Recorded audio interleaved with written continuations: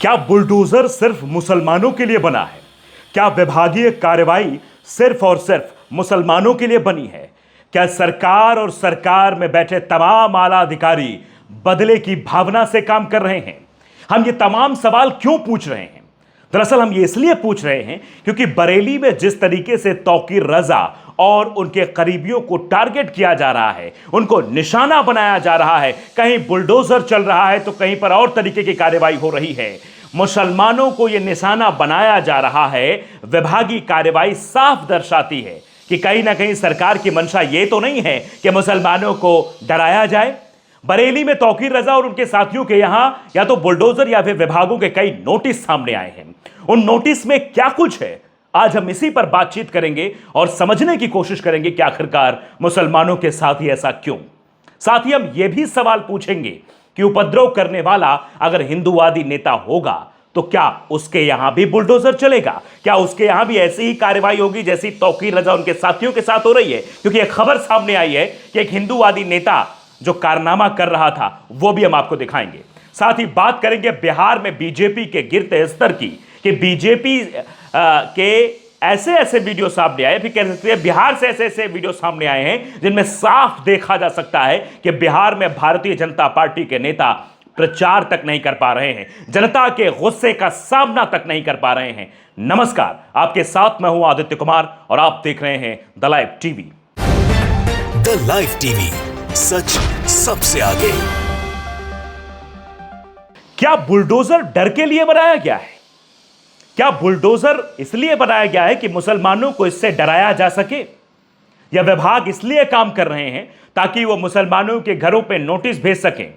इससे पहले तक वो नहीं जागते हैं। आप देखिए तमाम ऐसे घटनाक्रम है जिसमें मुसलमानों को निशाना बनाया गया, लेकिन ऐसे अगर हिंदूवादी नेता करते हुए दिखाई दे, उपद्रव करते हुए दिखाई दे तो नहीं होगा। सबसे पहले जरा हम बात करेंगे कि आखिरकार विभागों के नोटिस किस तरीके से भेजे जा रहे हैं, क्या नोटिस सौंपा जा रहा है और उन नोटिस में कैसे जो है बताने कोई जरूरी कि इनका इतना उधार है। बिजली विभाग का नोटिस आया है, जरा आप ये नोटिस देखिए, आपकी स्क्रीन पर ये नोटिस दिखाई दे रहा होगा। इस नोटिस में साफ तौर पर दिखाई दे रहा है कैसे निशाना बनाने के लिए, टारगेट करने के लिए, दबाने के लिए ये सब कुछ किया गया है। नोटिस जरा आप देखिए, आपकी स्क्रीन पर नोटिस है और नोटिस देखकर अंदाजा लगाइए कितने का बिल देखिए भेजा गया और तमाम तरीके से उसमें किस्तों में भेजा गया है।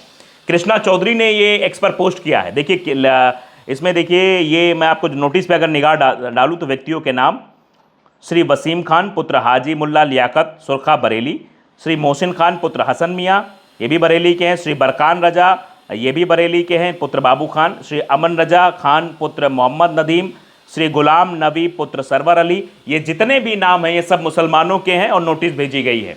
सवाल हम ये नहीं कर रहे हैं, हम सवाल ये कर रहे हैं कि मुसलमानों के साथ ही ऐसा क्यों?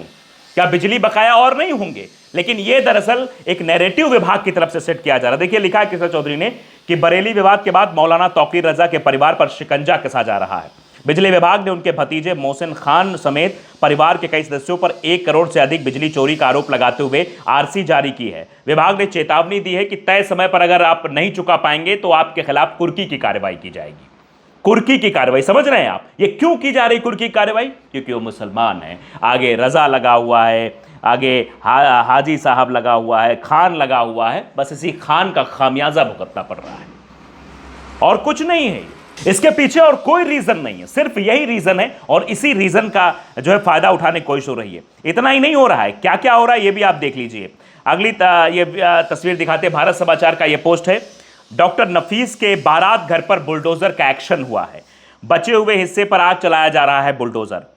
बरेली से खबर है, मौलाना तौकीर रजा के करीबी नफीस शाह हैं, उन पर शिकंजा कसा जा रहा है। बीडीए ने नोटिस दिया, यानी बरेली विकास प्राधिकरण ने नोटिस देने के बाद कल की थी कार्रवाई। आज बचे हुए हिस्से पर यह बीडीए का बुलडोजर चल रहा है।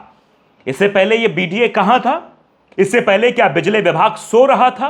क्या बिजली विभाग के पास सिर्फ उन बकायादारों की सूची है जो मुसलमान हैं, जो तौकीर रजा से संबंध रखते हैं, उनके संबंधी हैं, और किसी के इनके पास लिस्ट नहीं है कि वो लिस्ट भी जारी करे, उस लिस्ट पर भी कार्रवाई करे?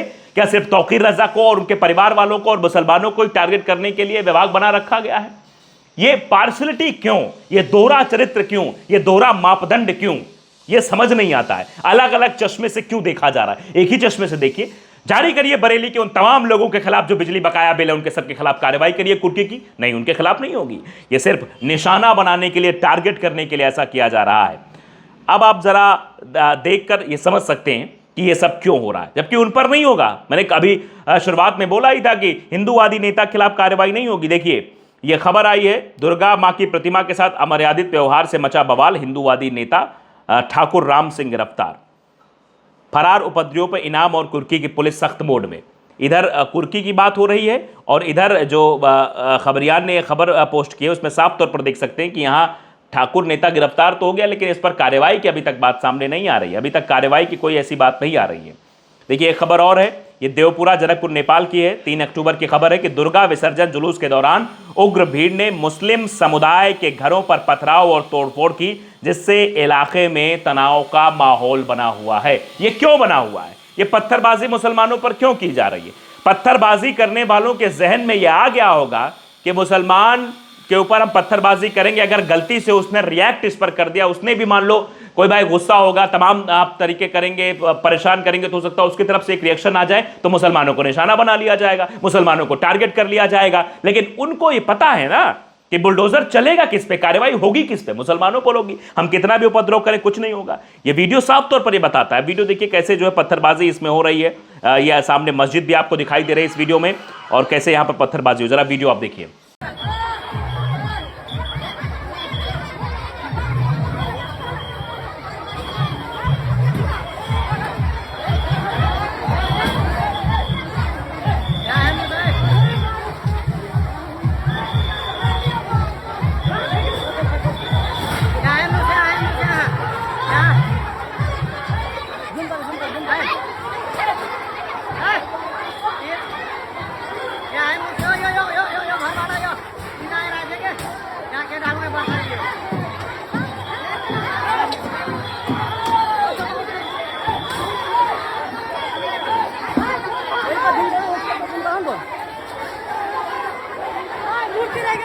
ये दरअसल जहर का नतीजा है। ये लोकेशन देवपुरा रुपए था, जनकपुर नेपाल की है, लेकिन ये जहर अंदर जो भरा जा रहा है, पूरे विश्व में ये फैलाने की कोशिश हो रही है मुसलमानों के प्रति कि इस तरीके से जहर फैलाएंगे तो काम बन जाएगा, कुछ लोगों की राजनीतिक रोटी चल जाएगी, कुछ लोग इस पर अपनी सियासत कर लेंगे। ये सब करने की कोशिश है, लेकिन उन पर कार्रवाई क्यों नहीं? क्या उन पर भी बुलडोजर चलेगा? आप देखिए कि ये वीडियो मैं आपको दिखा रहा हूँ, जैसे बुलडोजर चल रहा है। ये बरेली में नफीस शाह के यहाँ चल रहा है बुलडोजर। ये तस्वीरें आप देख सकते हैं इस वीडियो में, किस तरीके से पूरे बारात गृह को ढहा दिया गया है, किस तरीके से कार्रवाई हुई है।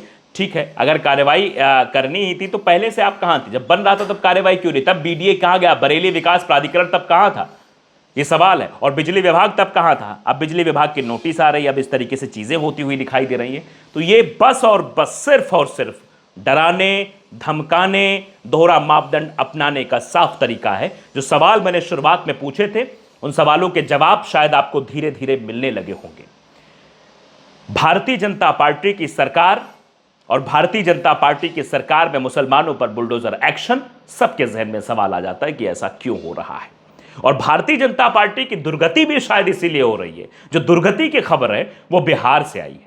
बिहार में हमने आपको बताया अभी तक किस तरीके से, वहां पर तो आप समझ सकते हैं जो स्वास्थ्य मंत्री थे उनके साथ क्या हुआ था, भारतीय जनता पार्टी और जेडीयू के विधायकों के साथ क्या हो रहा था। लेकिन जो ताजा तरीन खबर सामने आई है उसमें मंत्रियों का हाल और भी बदतर दिखाई दे रहा है।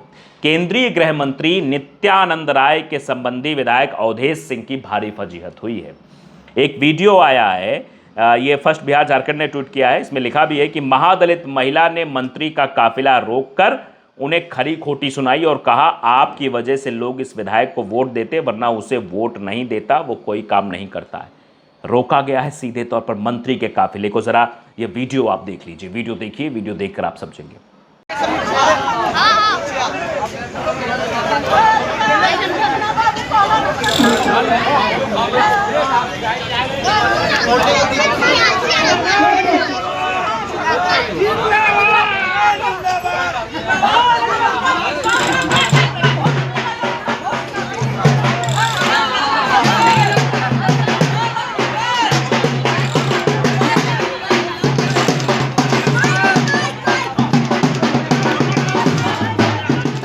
वीडियो आपने देख लिया। अब उसके बाद पत्रकारों ने जो महिला थी वहां पर उससे सवाल भी बाद में पूछा कि आपने क्या कुछ बातें कही, तो उस महिला ने भी बताने की कोशिश की है कि किस तरीके से हम इनको वोट देते। उसके बाद तो जरा महिला को भी आप सुन लीजिए, फिर आगे बात करते हैं। सुनिए। हमनी के कौनो फंड अवैया बेटा हमरा न मिले डोम जाति लोग के। अच्छा नौकरी है तो हमनी के नौकरी कोई व्यक्ति के न है। अथी नरपालिका भेल चाहे रेलवे भेल, इंदिरा गांधी देत रही हमनी के सीट, जे डोम जाति लोग के रेलवे में, नरपालिका में, सफाई वाला में देना चाहिए डोम जाति लोग के। हमरा लोग के कुछ न मिले बेटा। आपने रोक के विधायक और नित्यानंद राय को यह कहे जे विधायक कुछ काम न कर रही है, हमनी के पैसा वाला के लेल करैया, हमनी के लेल कुछ ना करैया बेटा। सुना आपने, इंदिरा गांधी ने काम किया था लेकिन ये कोई काम नहीं करते हैं। ये सिर्फ आते हैं, वोट ले जाते हैं, उसके बाद इनका काम खत्म हो जाता है। जनता के लिए लोग काम नहीं करते हैं, न नौकरी दे रहे हैं, न काम कर रहे हैं, न कुछ कर रहे हैं। इसीलिए हमने रोक कर अपना विरोध जताया। तो समझ रहे हैं आप कि भारतीय जनता पार्टी की हालत कितनी ज़्यादा बिहार में खराब। इतना ही नहीं है, और भी देखिए आप, और भी कई तरह की चीज़ें निकल कर सामने आई है। देखिए वीरेंद्र कुमार हैं, उनके इलाके में उनका जबरदस्त विरोध हुआ है। सामना वीडियो देखिए आप। ये मामला रोसड़ा विधानसभा क्षेत्र का है। अपने क्षेत्र में जहां पर विधायक है वहीं पर उनकी हालत देख लीजिए वीरेंद्र कुमार साहब की। जरा वीडियो देख लीजिए आप।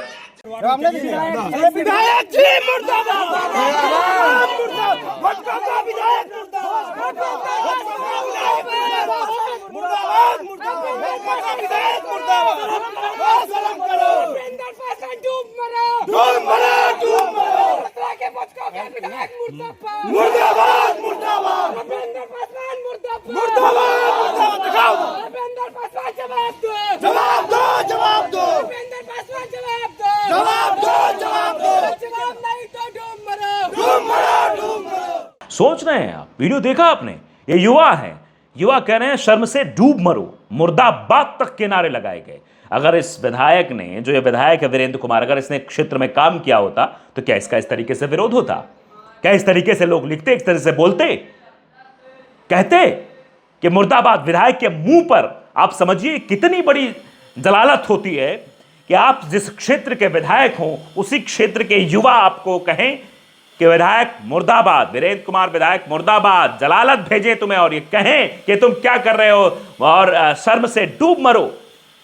अंदाजा लगा सकते हैं बिहार में बीजेपी की स्थिति क्या है। लेकिन टीवी चैनल्स पर स्थिति कुछ और आपको दिखाई जाएगी।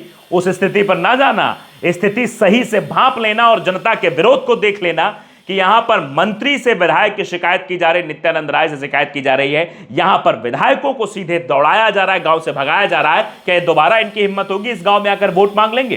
बिल्कुल हिम्मत नहीं होगी। लेकिन आप जानते हैं जो वोट चोरी हो रही है, उसी वोट चोरी के आधार पर तो पूरे चुनाव को अपनी तरफ करने की कोशिश हो जाती है। हकीकत क्या है इससे आप समझ सकते हैं। विरोध की असली तस्वीर यह है जो आप देख रहे हैं, जो मैं आपको स्क्रीन पर दिखा रहा हूं, बता रहा हूं कि भारतीय जनता पार्टी की हालत बिहार में इस वक्त क्या है। बिहार में भारतीय जनता पार्टी के नेता प्रचार नहीं कर पा रहे हैं, लोगों का सामना नहीं कर पा रहे हैं, उनके सवालों का जवाब नहीं दे पा रहे। कहां से देंगे जब है ही नहीं है कुछ। आप देखिए ये, और देखिए भोज खौवा विधायक है, इनके मुर्दाबाद के नारे आप समझिए। बिहार झारखंड ने देखिए एक्स पे पोस्ट किया, बिहार के बीजेपी विधायक का भारी विरोध, मुर्दाबाद के नारे लगे हैं।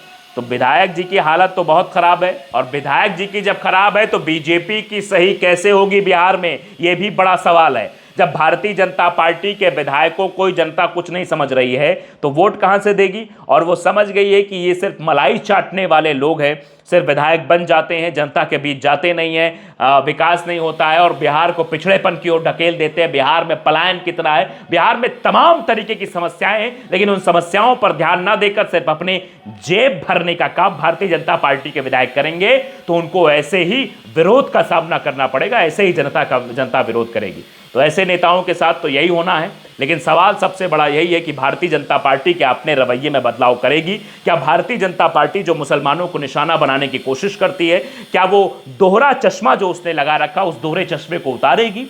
देखेगी कि हमको दोनों तरफ बराबर कार्रवाई करनी चाहिए, दोषी के खिलाफ कार्रवाई करनी चाहिए। कौन है जो इस तरीके की चीजें उत्पन्न करने की कोशिश कर रहे हैं? क्योंकि सरकार तो निष्पक्ष होती है। अगर कोई मुख्यमंत्री बनता है तो उस प्रदेश, जिस प्रदेश में वो बनता है, वो पूरे प्रदेशवासियों का मुख्यमंत्री होता है। वो किसी एक जाति, किसी एक धर्म का मुख्यमंत्री नहीं होता है। लेकिन अगर धर्म और जाति देखकर मुख्यमंत्री कुर्सी पर बैठकर काम किया जाएगा तो कुर्सी की मर्यादा को भी खंडित करता है। ये तमाम बड़े कुर्सियों पर बैठे हुए नेताओं और मुख्यमंत्रियों को सोचना चाहिए कि अपनी कुर्सी की लाज रखिए, क्योंकि उस कुर्सी पर बैठकर आपको विकास के कार्य करने हैं, आपको जनता को परेशान करने का काम नहीं करना है। और जो विभागीय नोटिस आ रहे हैं, अगर नोटिस आए तो सबके घर आए, सबकी कुर्की होनी चाहिए। सिर्फ मुसलमानों को निशाना क्यों बनाया जा रहा है? नमस्कार।